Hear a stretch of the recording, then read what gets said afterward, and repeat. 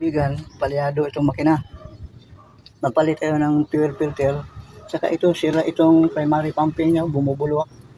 Singaw. Yan ano. O, kita nyo, bigan, lumalabas na yung crudo. Yan. Sira na yung bomba. Palitan natin yan, tanggalin natin. Ito, tanggalin muna natin itong mga nakaharang kasi masikip.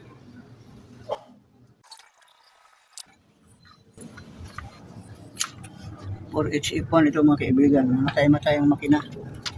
Nakakaroon ng hangin yung linya. Tanggalin na natin mga kaibigan yung primary pumping.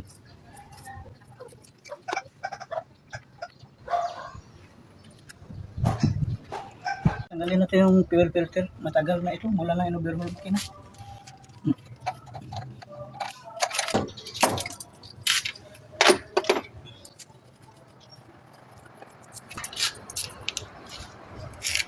Palitan natin mga kaibigan.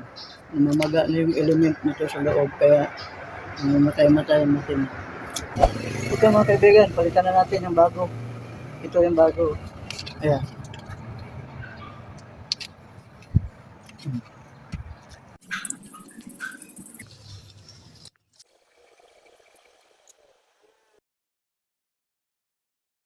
Ayan. Fuel filter. Magandang brand yung Bic. Ayan o, Bic. Maganda yan. Medyo mahal ng konti. Pero yan ang magandang klase ng filter.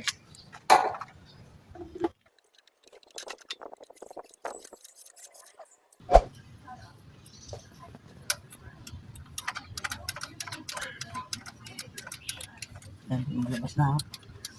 May hangin. Kailangan lumabas ng hangin dyan.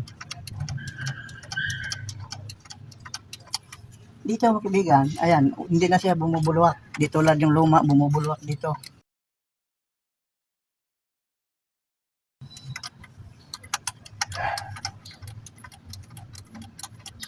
Pag napuno itong filter, may lalabas dyan. Kumukulo pa yan, may kasamang hangin. Kailangan lalabas dyan, wala ng hangin. Para hindi pumalya makina. Yan. Habang may hangin pa, kung kulo, bumbahin mo lang. Nagahan. Huwag mabilis kayo magtalsikan.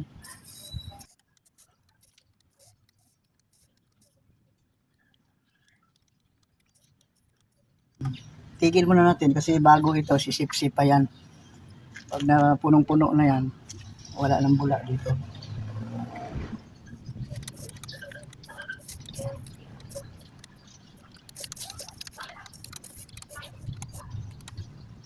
Ayan.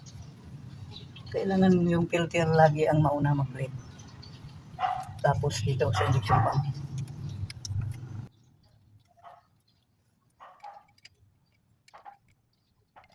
Bleeder board. Tama lang higpit nito, huwag masyado kasi may butas to sa gitna, madali ito maputol. Ang katantama na at least wala nang tatagas dito na hindi wala nang leak dito yung crudo. Ayan, tulad nito yan. Ayan, mag-ingat sa sasakyan ng iba, makinang iba para di masira. Di tayo makasira.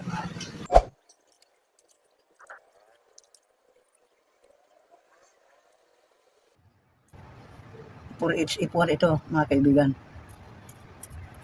Kabit na natin yung tinanggal natin.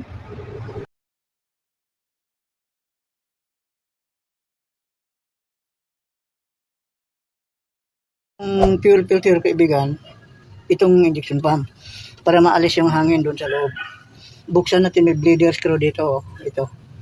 Ayan. Bumbahin natin.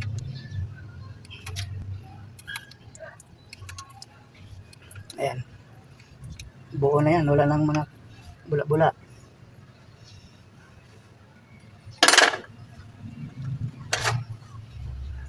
Habang ilalak mo itong bleeder, nakadiin ang pump para di umalit yung hangin.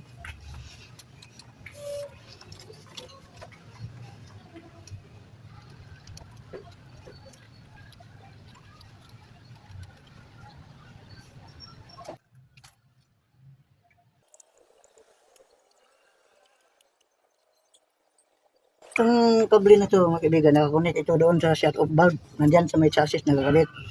Kailangan nasa tamang lagay siya. Kasi pag pinatay mo at na maluwag to doon, hindi niya mahila agad ng maigi yung patayan ng injection pump. Hindi rin mamatay makina. Kaya kailangan, nakaganyan siya. Oh. Ayan. Pag i-off mo, hihilahin yung ganyan, patay ang makina. Pag i-on mo, ito naman, pupunta doon para mag-open na yung sa diesel. Pag start mo, andar agad yan. Hindi ito basta-basta kinakabit lang ng ganon.